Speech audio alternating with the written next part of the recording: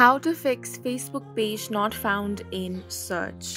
First, open the Facebook application on your device. Now tap on the three-line option at the top right corner of your screen, and this will open up your menu. Now tap on Pages, and this is the page that is managed by you. So let's say that this Facebook page is not found in the search options when your friends or family searches for this page. Now what you want to do first is you want to switch to this page. So tap on Switch,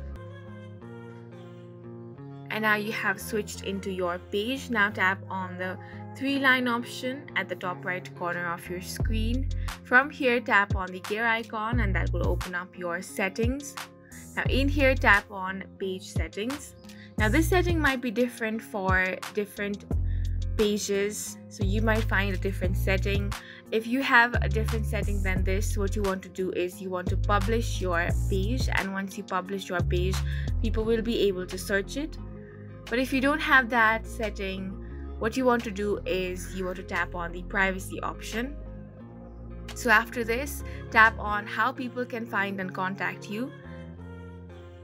So tap on, do you want search engines outside of Facebook to link to your page? So you want to turn this on.